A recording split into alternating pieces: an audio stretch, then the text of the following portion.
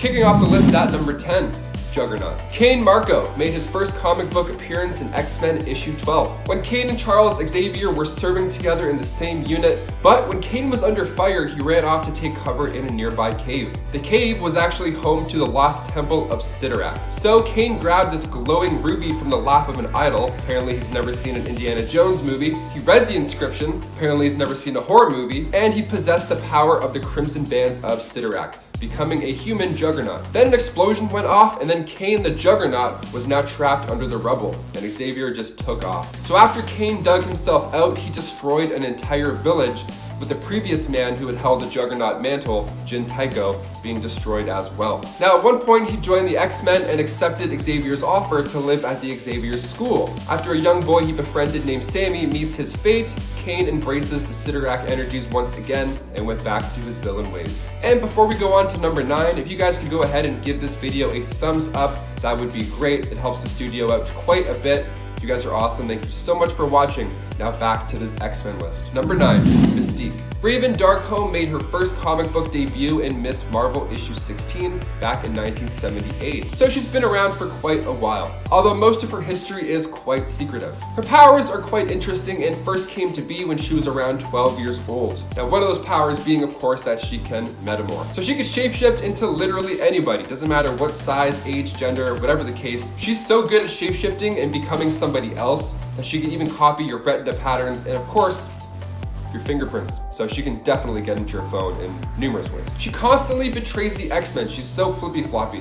She joins the team for selfish reasons and then she leaves all over again. It's part of the thing. Number 8, Colossus. Making his first debut in Giant Size X-Men issue 1, Colossus grew up in Russia with his brother Miko and sister Alina. And when a runaway tractor was about to take out Alina, he saved her life with his powers. And then of course that got the attention of Charles Xavier. So he joined Charles in his school, and then when the legacy virus took the life of Alina, that plus the fact that he was stuck in this giant metal mode, stuck in the X-Men mansion, it was his mental breaking point. He tipped to the dark side. He left and figured the best place to be was with the Acolytes, with Magneto and Avalon. Number 7, Wolverine. Wolverine has had a pretty crazy past, so it's no surprise that he's gone down a few dark roads in his time. In the movie Logan, for example, we see two Wolverines battle it out, and it's so gory and so wonderful. But in the comic Age of Apocalypse, Logan goes from being an X-Men to the Horseman of Death. Yeah, Apocalypse actually had Wolverine square up against Sabretooth in order to see who becomes this new Horseman. Wolverine came out on top and Apocalypse restored the adamantium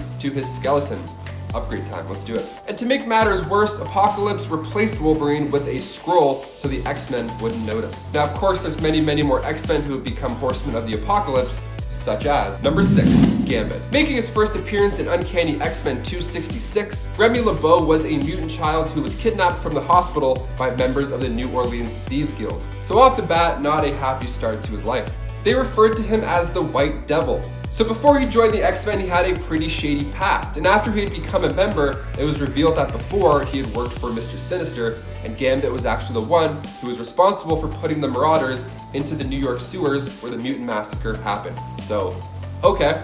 He was also one of Apocalypse's 4 horsemen, like I said previously. He took the place of the Horseman Death, and he even refused any sedation during this process in order to make sure Apocalypse doesn't toy with his mind. What a badass. Dude's hardcore. His original plan during this was to keep an eye on Apocalypse from the inside, but the transformation did alter his intentions as well. He ended up rescuing his old self when he remembered his love for Rogue, and he claimed he was both Death and Gambit at the same time. What a troubled man. Number 5, Bishop. Lucas Bishop.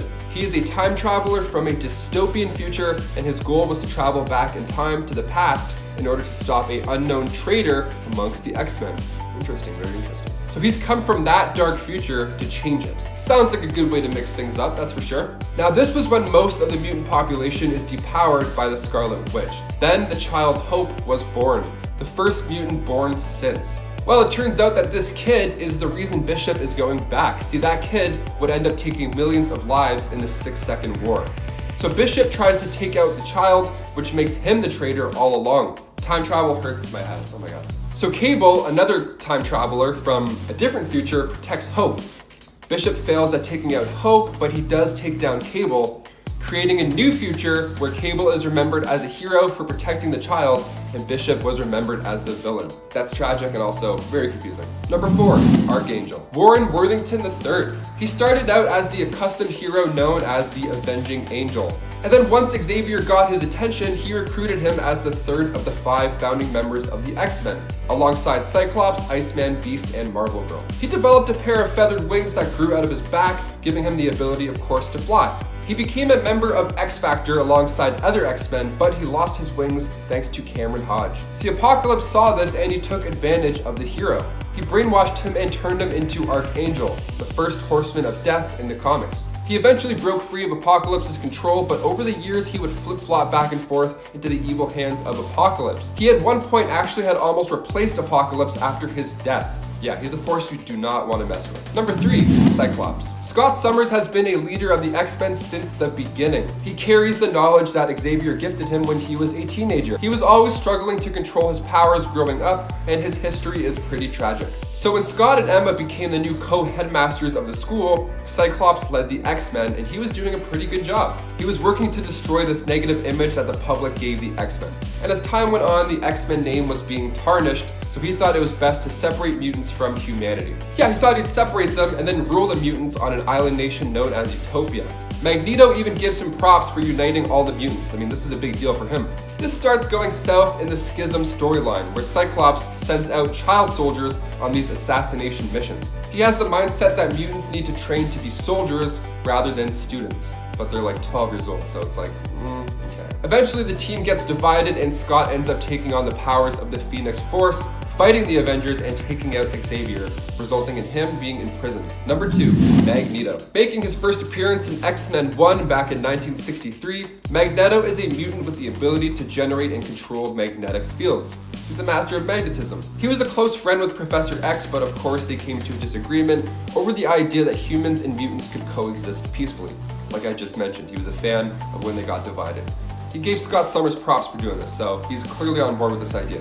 And obviously his horrible childhood makes a fair point for said argument. He always believed that mutants were superior to humans. He was the one who created the Brotherhood of Mutants and the Acolytes. He worked with the X-Men before. See, when Professor X needed to leave Earth, Magneto stepped in to take his place and teach his students how to use their powers. After this, he became a hero in a way. He was guiding these new mutants. But again, he's one of those villains that constantly flips back and forth in the comics, and I'm really hoping he somehow is the one responsible for all this madness in WandaVision. After all, now that Quicksilver is somehow in the picture from the Fox universe, one can only hope we'll see some more X-Men, and one can only wish that Magneto will come through and maybe give his daughter a little talking to. And finally, number 1, Jean Grey. The Dark Phoenix, of course, she is number 1. Jean Grey is an Omega level mutant born with telekinetic and telepathic powers. She was also one of the OG members of the X-Men. Now, seeing the potential in Jean's strength, the Phoenix Force attached itself to her while she was in danger during a space mission with the Fantastic Four. It's X-Men 101. Like literally, the issue is X-Men 101. Dark Phoenix has now entered the chat. So much power. Okay, this dark, powerful cosmic force started to change her for the worse. She ended up destroying a solar system that, kind of killed billions. And then she took her own life in order to keep the universe safe. Now, a few years later, it was revealed that it wasn't actually the Jean Grey that had died. No, just the Phoenix as a separate entity that had taken over her mind and all that jazz. The Phoenix Saga is one of the biggest transformations to an X-Men member, and we even got to see all this go down on screen. Now, of course, we'd have to put her at number 1. Number 10, Thunderbird. AKA John Proudstar, Thunderbird made his comic book debut in Giant Size X-Men issue 1, and during his childhood on the Apache Reservation in Camp Verde, Arizona, John wasn't like the other kids on the reservation. He grew up extremely strong, and he became an athlete, and at just the age of 20, his mutant powers manifested when he wrestled a charging bison with his bare hands. That's a lot of strength. Now, this earned him fame on the reservation, so much so that Charles Xavier caught wind of the young man through Cerebro and invited him to join the X-Men. The first mission John took was actually the rescue of the original X-Men from Krakoa. Xavier then gave him the nickname Thunderbird. Now, Apocalypse experimented on Thunderbird and transformed him into the Horseman of War at one point. Now, fortunately, this didn't last forever as he broke broke free of Apocalypse's mind control and began getting his life back together. You can find all of this in Exiles issue 1. And before we go on to number 9, guys, if you haven't already, you can go ahead and give this video a thumbs up. It really does help our studio out a lot. You guys are the best. Thank you so much for supporting Top 10 Nerd. Now back to this list. Number 9, Wither. Making his first appearance in New Mutants Volume 2, Issue 3, Wither, aka Kevin Ford, grew up thinking he was cursed, or he was the most unlucky person on the planet. His mutant powers started to manifest, and he noticed it first in his plants and then on his clothes. See, his plants would die and his clothes would start to fade away. They would start to decay, almost wither away. Now we get it. Now his father tried to calm him down once he realized this, but coming into contact with Kevin, well, you could have guessed what happens. He was soon discovered and was invited to join Xavier's Institute to learn how to control his wild powers of organic decay. He got close with Wallflower, aka Lori Collins, but in the House of M storyline, he touched her arm and crippled her. He ran away hurt and was soon met by Selene, the Black Queen, and she invited Wither to join her circle, and he gladly accepted. Number 8. Polaris. She's a powerful mutant who came to control magnetism, and she made her first appearance in X-Men 49 as Lorna Dane. But then in issue 97, she was Polaris. Cerebro identified her as a mutant when she stepped out of the shower and had green hair. So Iceman had a crush on her when she was part of the team, but she was in love with Havoc. Her powers are of course similar to Magneto's, but she lost them after the M-Day event as well. So when Apocalypse came into the picture, he also restored her powers as she was deemed the Horseman Pestilence. She was saved by her lover man Havoc and was also healed of Apocalypse's mind control. So again, didn't last too long, but definitely did see enough dark days. Number 7, GLOB Herman. GLOB Herman, aka Robert Herman, made his debut in New X-Men issue 117, and he grew up with a father who despised mutants a lot. So already we're off to a promising start. So when GLOB mutated, his father was just not having it. So much so that his mother drove out GLOB to Westchester and left him for Professor X. See, this mutation was interesting. His skin was this transparent living wax, which he's able to maintain being on fire, which is kind of cool. He runs with the New Mutants now, but at one point he did join the Omega Gang, led by Kid Omega, and they made their own stand for mutant rights. See, GLOB wasn't a fan of the school, and he also had a grudge by the way that his father treated him. So he had a pretty harsh take on how to treat humans. Poor GLOB, I mean, he had a rough childhood, not exactly his fault here at all. Number 6, Kid Omega. Okay, that guy that I just mentioned, of course, I'll fill you in a little bit on him as well and what gang that he was a part of. Quintavious Quinton Quirinius made his first appearance in X-Men issue 134, and he has been described as one of the most powerful telepaths, one of the most strongest mutants ever besides Jean Grey. He was once the host of the Phoenix Force as well, so that should give you any indication. He was one of Xavier's prized pupils until he put together the Omega Gang, which was a gang that takes out humans for the crimes they committed against mutants. He even went to a tattoo shop to get him and the gang tattoos of an Omega symbol to put over top of the X-Men symbol. So they weren't playing around here. I mean, at least try wash off tattoos first. I mean, give it some thought, you know, those things are forever. Number 5, Banshee. Making his first appearance in X-Men issue 28, Sean Cassidy was born as the heir to the castle and estate of Cassidy Keep in Ireland. Professor Xavier asked him to join the X-Men at the same time as Thunderbird, and they both stayed as members of the new X-Men. He went on to train the new generation of X-Men and Generation X, but was killed during Deadly Genesis when he tried to stop the Blackbird from crashing when it was taken over. Banshee remained one of the unliving until the Apocalypse twins resurrected him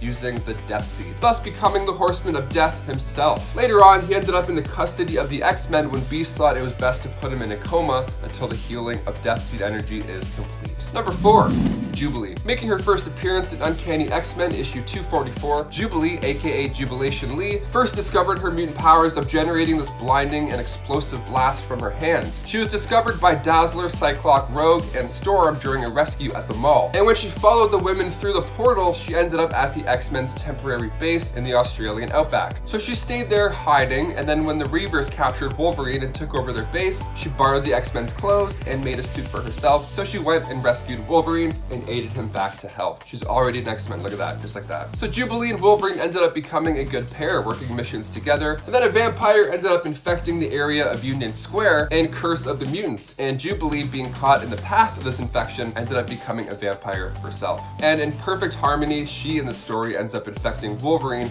during her bloodthirsty time. And he was coming back to rescue her as well when it all happened. She's kept in a holding cell where Wolverine is really the only X-Men saying that they should keep her alive. So rough times, rough times. Number 3, Tattoo. AKA Christine Korn, she made her first comic book debut in New X-Men issue 126. She's a student of the Xavier Institute and she's known as Tattoo, well, because her mutation allows her to display messages or designs on her skin. And if that's not cool enough, she can phase through matter.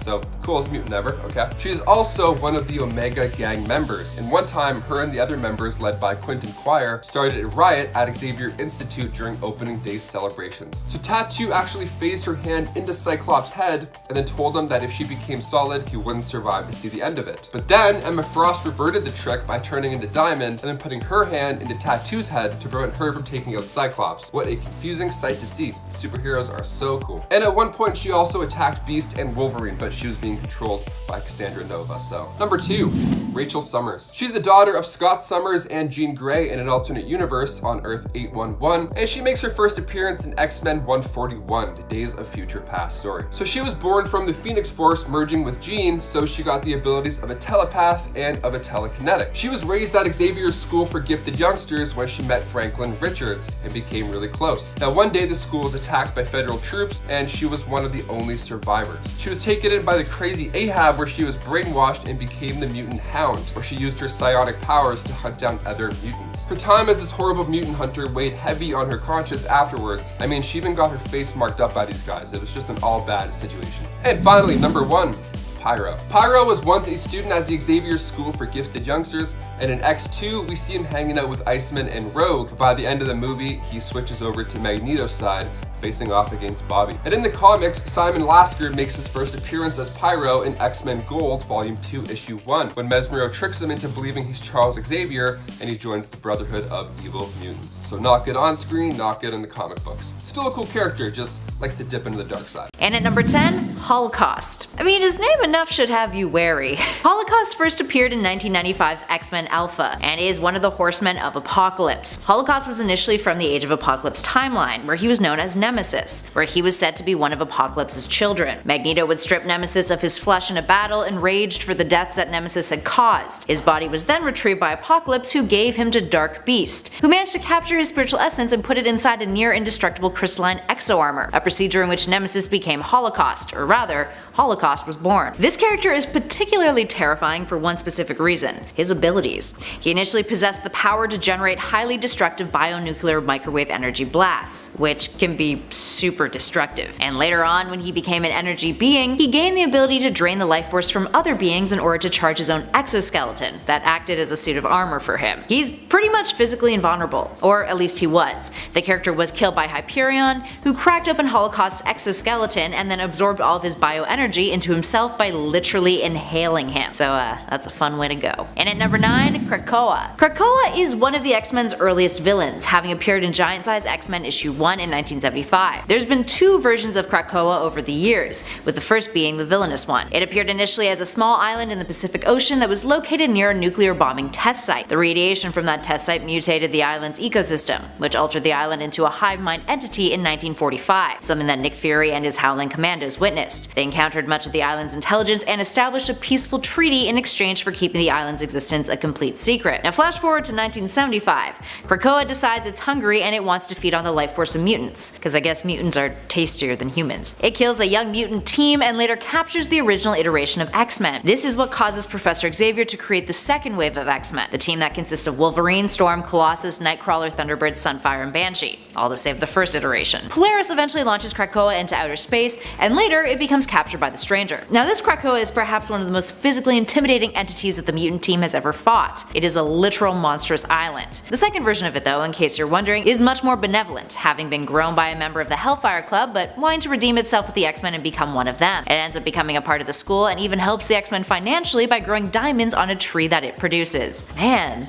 imagine having a friend who could grow diamonds on trees for you. It's the dream. And at number 8, Sauron. Don't be confused by its name. This is no Middle-earth Sauron. Luckily. Sauron of the Marvel Universe is quite different, despite being evil and having taken the name Sauron after the Lord of the Rings villain. Sauron is the alter ego of Karl Lycos, who has a Jekyll and Hyde relationship of sorts with his human humanoid pterodactyl form of his. He's essentially an energy vampire who often lives within the prehistoric jungle known as the Savage Land. First appearing in this form in X-Men issue 60 back in 1969, Sauron was initially meant to be a giant bat-like creature. But back in those times, the comics code authority was still in effect, somewhat. And his creators, Roy Thomas and Neil Adams, inquired with the organization, who suggested that the character's vampiric traits would be in violation of the code. So instead of going with something that resembled a giant vampire bat, which was banned according to the code, they ended up opting out for a form that looked more like a pterodactyl. Anywho, what can Sauron do aside from look absolutely terrifying? Well, he's got all the superhuman fixings: strength, speed, stamina, durability, and intelligence.